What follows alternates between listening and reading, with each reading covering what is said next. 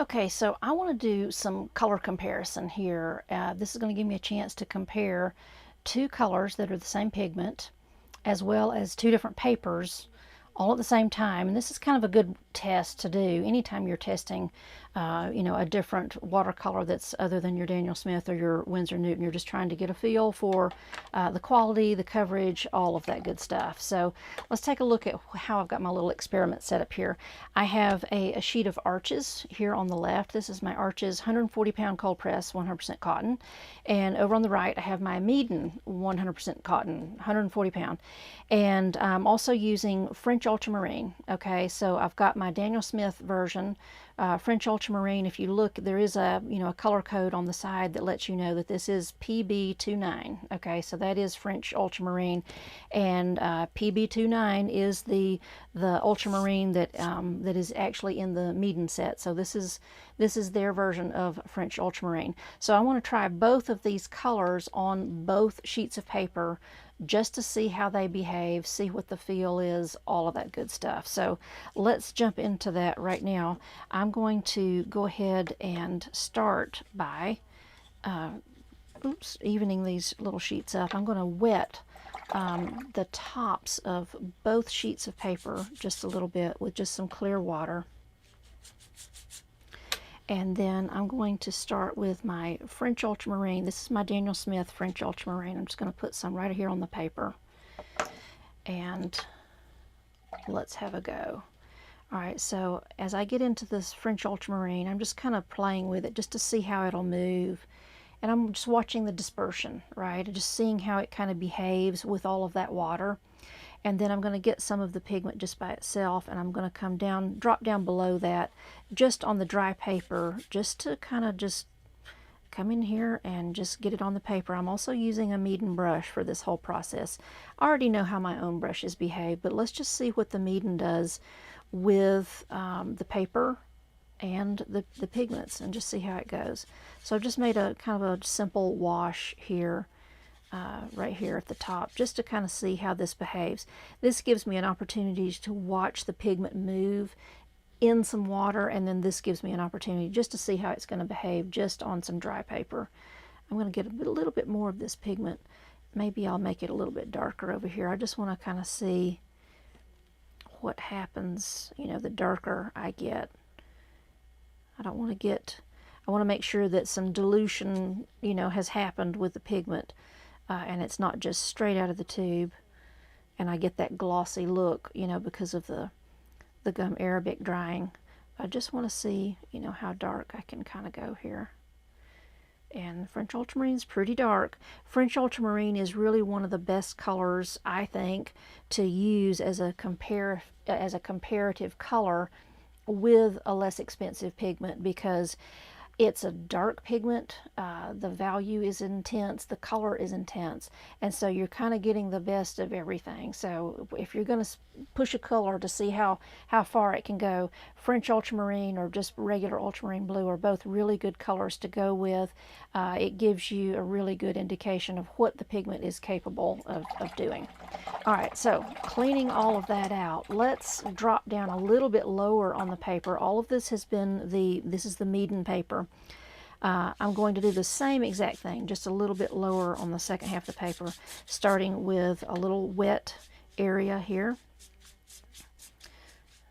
And then I'm going to take the Meeden French Ultramarine. I'm just going to squeeze a little bit out here.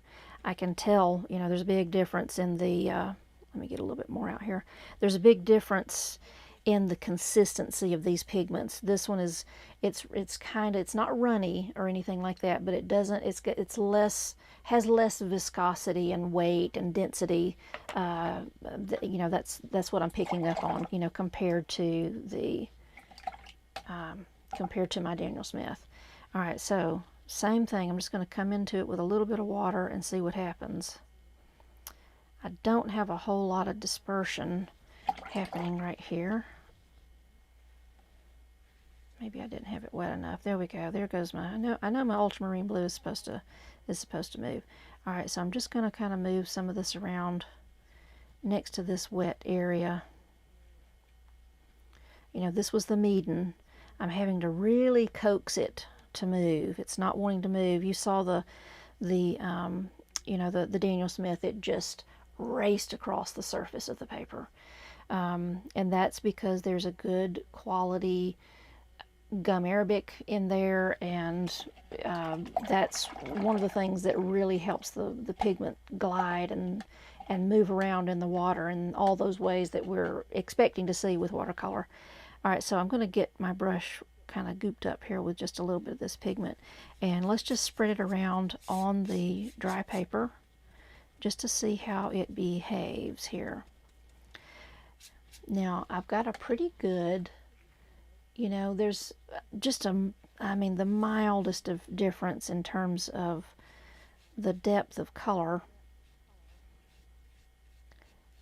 It is giving me a little bit of granulation, the way that I would anticipate French ultramarine to do. But I do have to use quite a bit, and that's not a surprise based on our little demo that we did.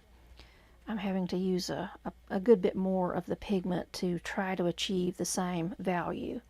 And as these begin to settle, I can start to see, some differences in the way that the pigment is wanting to sit on the paper. I can see a lot of granulation and blooms, lots of nice granulation happening. This was the Daniel Smith section up here, these two bands at the top. And then as I go down the paper, you can see that the Meeden did not want to disperse as much. It's a little hesitant to move around. And, is that because of the paper? Is it because of the pigment? Is it a little bit of both? It's really kind of a little bit of both, I think. So let's do the same exact experiment with the Arches paper so that we can see how both of these pigments respond to the paper. We've seen how they do with the Meeden paper. Let's move over to the Arches and see what we get. Okay, all right, so I'm starting with some clean paper, clean brush, clean water. I'm still going to use the Meeden brush, just like I had done before, okay? So let's do the exact same thing on our Arches paper and see what we get.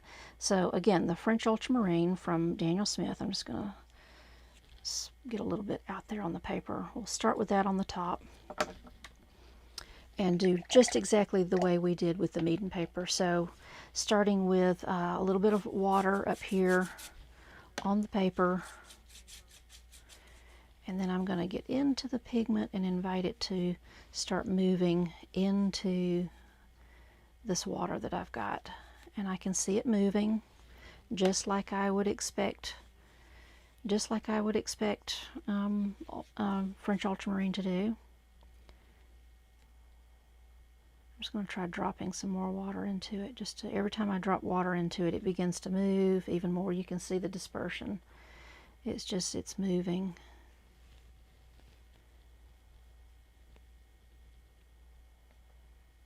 It loves to move. Without even touching it, it's just, you can see it just, it's almost like there's a little faucet on there, and it's just running out. You can see it, look, it just takes off. I love that quality. All right, so then I'm going to get this is a little bit of a wet brush. I'm going to grab some of this extra pigment and then come down a little bit lower just to get the pigment right on dry paper. And I can tell already that, the Arches paper is really wanting to grab the pigment, hold on to it. It just keeps drinking the pigment in, sitting nicely on the paper and drinking down, absorbing down into the paper.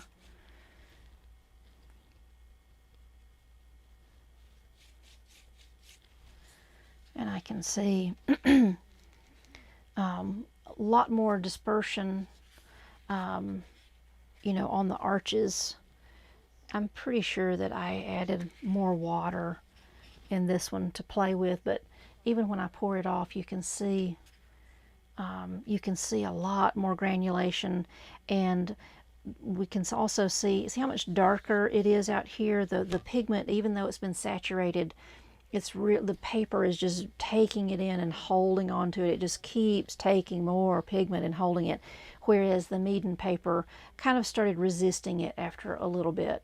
So I'm not in these gradient areas. I'm not getting this darker mid-tone that that I expect to see in arches. I'm not seeing that quite as much in the Meeden, but the overlay of the single color is looking pretty good.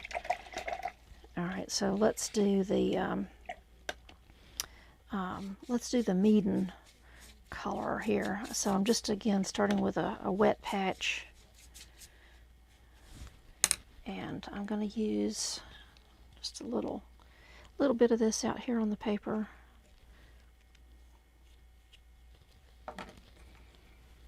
Get some water. Okay, trying to encourage it to move. And it's moving, look, and it's moving a lot more and with a little more vigor than it did on the Meeden. It still doesn't have that dynamic sort of granulation.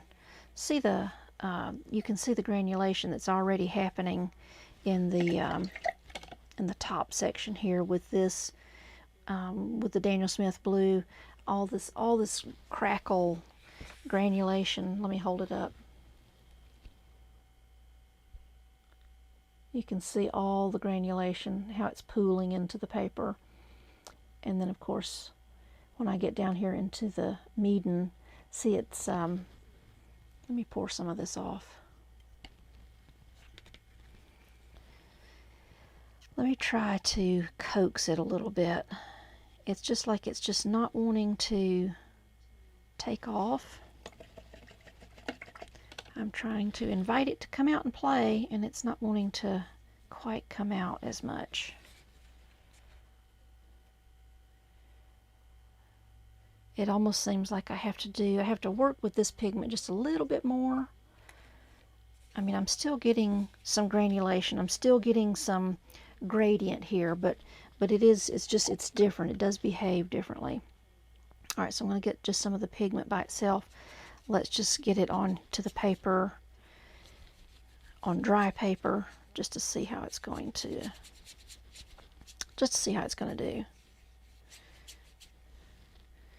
One of the things that I see with the Meeden, because it does have a lot of extra filler,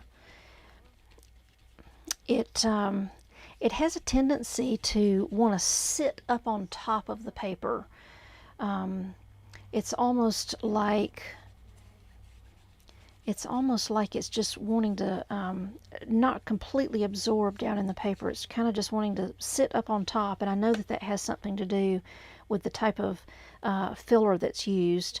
There's no information that I have that tells me if gum arabic is the vehicle, or if it's some other sort of, typically it's some sort of polymer, acrylic type polymer that's the vehicle for lesser expensive watercolor pigments. And I tend to think that there's not quite as much gum arabic in the Meeden colors, just because the dispersion is really slow, and it's, even on good paper, it's resisting the idea of soaking down into the paper. And that lets me know that there's a different type of vehicle either in place of or in addition to the gum arabic. But let's just take a look at both of these sheets overall. Let's let these dry actually, and then we'll see them without any shine, and let's take a look. All right, so let's kind of take a look and sort of evaluate what we've ended up here with exactly. Now, I'm going to be a little bit more, I guess, particular, demanding, whatever you might want to call it, because I really want to do a super comparative look at these two colors. Now, for the absolute beginner, I don't really know that you would find a lot of difference between using these two colors on either surface, okay? I am liking the Meeden paper. It behaves differently than the Arches paper, but it has some very unique qualities, and I really like the way that it creates and handles granulation. It's really doing a nice job with that. The paper is tough, it's resistant, it's giving me the feedback that I want, and it's a little bit of a learning curve. It does behave differently than my standard arches, but I really like it. I'm going to continue experimenting with this paper and definitely would recommend this paper to anybody. Okay, now as far as the colors, you know, if you're a beginner, I don't think that you're going to see a big difference between the two colors. Now, I will tell you that if you're an intermediate, and certainly if you're an advanced painter, you're going to see a big difference in these colors because they have very different personalities, very different. And if you've been painting with me for a while, you know that I really push you to experiment with your colors, find out exactly what their characteristics and personalities are so that you know how to use them in your paintings. And both of these colors behave very differently, and they behave differently on each of these papers. Okay, if you're new to that and you're not really sensitive to exactly what the color is doing, it's probably not going to make that much difference to you. But let's take a look. I'm going to try to hold this up close to you. Let me get my face out of here. All right, so up at the top, these were the two Daniel Smith pigments on sort of a wet on wet application. The paper here with the straight sort of edge, this is the Meeden paper that I took off of the block. The torn edge is my arches paper. Okay, all right, so the Meeden, it's not quite as it's not quite as absorbent. It sort of stops, it kind of gives up on taking on any more pigment, whereas my arches, it'll just keep getting darker and darker. It likes to keep taking on the pigment. Okay, I've got a few little splotchy things happening here, and again, that's sort of, the paper was a little unwilling to keep absorbing, and so it just stopped the flow of the pigment and said, I'm done, I'm not drinking anymore, we're done here. Whereas my arches would just keep letting the pigment move and have softer edges, that type of thing. Okay, all right, this next stripe, this is still the same color, but full application on dry paper with the ultramarine blue. So with Daniel Smith. On my good paper, you know, on my standard arches paper that I'm used to, compared to the Meeden, I don't see a lot of difference in terms of the intensity of color and the granulation handling and that type of thing. But again, if I look closely at the Meeden paper, I'm going to try to turn this so that you can see. If you notice, I get almost a chalky look in the pigment, and again, it's because the Meeden paper is not wanting to really fully interact and absorb the pigment, whereas my arches just keeps drinking it in, taking the pigment below the surface and giving me a really different application. More of the pigment went into the paper here, and more of the pigment is sitting on top of the paper here. Okay, again, an absorption issue. Let's look down at this. So down at the bottom are our Meeden colors. Okay, the Meeden actually performed really well on the Meeden paper. So Meeden pigment, Meeden paper, they work really well together to sort of create what you would expect as some dispersion. Okay, the pigment really likes to, it really moved well across the paper. With my arches, it still moved well across the paper, but see how much more even and blended it is. Again, the arches allows the pigment to keep moving. The Meeden sort of stopped everything short here. You know, again, it's like, okay, I'm done moving, I'm not going to move anymore. The paper here allowed more movement. Again, all comes back to the Meeden paper being a little less absorbent. Down at the bottom, the Meeden, you know, just full strength on dry paper. Not a whole lot of difference in value. It's really, they're really, you know, good values, and I could have pushed them to be a little bit dark, you know, a little bit darker, but I did have trouble getting the Meeden a little bit darker, and in fact you can see I've got some streaking and some things that are happening. It was kind of not wanting to go down into the paper as much. I needed to apply so much more pigment to get darker. This is a good example. This is Meeden right here. You see how dark it could have gotten. That was a huge pile, saturated amount of pigment to get it that dark. I had to really push the color to get it, even this dark. It didn't take very much of my, didn't really take a whole lot of water difference here to sort of get the same value. But they both are sort of, sitting there on the paper doing okay. I could have gotten darker here, but it seemed like that the pigment was wanting to sit more up on top of the paper here. But overall, what I feel like is going on in terms of both of these pigments, if you are just starting out, I know I'm impressed with the Meeden paper, certainly as a beginner paper, and it's becoming a fun paper for me to experiment with, even as an experienced painter.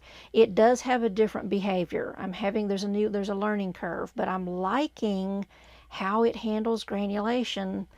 If you're big into granulation, the Meeden paper is really nice with that. You just have to be careful not to oversaturate. Okay, give it some time. It doesn't like to take on a lot of heavy color. Okay, if you're using a good quality like Daniel Smith, it will continue to carry a deeper value. Okay, just because the quality of this pigment is going to be there for you. But if you're using just the Meeden pigment, you do have to use a little bit more. If you are just starting out and you don't want to spend a lot of money, but you do want to experiment with a lot of colors, I could highly recommend the Meeden set. Okay, I will not start painting with Meeden colors, just as a professional artist, but I think they're outstanding compared to Winsor Newton Cotman colors. The texture of the pigment is spot on, in terms of a beginner pigment, and the quality of the pigment and the amount of the pigment that I'm seeing is far greater than what I see in the Cotman colors. So if you think you want to try a lot of colors, use the Meeden. You're going to develop some painting patterns with the Meeden that are constantly forcing you to probably use more pigment than you need, and that can be a bad habit, especially once you switch over to some more expensive, better quality pigments, because you won't need to use as much. Okay, and then probably the last thing is, if you're okay with not having all the colors in the rainbow and you want to just use the good quality pigments to start out developing some really good habits from the get-go, I would definitely recommend, getting some Winsor Newton or some Daniel Smith colors, but just a few of them. Just start out with a few of them, okay?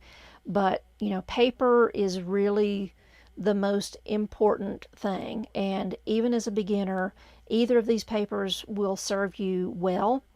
But once you learn how to use Meeden paper, if you start out with Meeden and you learn how to use it, when you switch to Arches, you will have a learning curve because it does behave differently. But anyway, I hope that this was helpful in helping you to determine. And if you're interested in using any of these materials, I've got a 10% off code in the description of the video that you can use to order these. The price point on this whole kit, it's definitely worth the price to experiment with. It's like $39.95 at the time of this recording. So, and then 10% off of that if you use my code.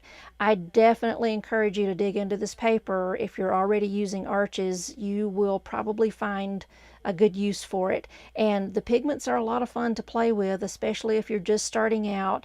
They will help you to start developing some legitimate skills and color mixing potentials that are going to be better than using something like Winsor Newton Cotman colors. So I hope this was helpful. Go out there, buy a Meeden set, and if you're already got all your colors, I definitely recommend just trying with the Meeden paper. Just kind of experiment with it and see what you think. The brushes are not that bad for beginners. I can make a lot of recommendations on some other brushes that I would probably have you try instead. But again, like I said, for the price, all this comes together. I think it would be really fun for you to experiment with, and it'll take you a long way in your watercolor journey. So thanks so much for watching, and I'll talk to you later.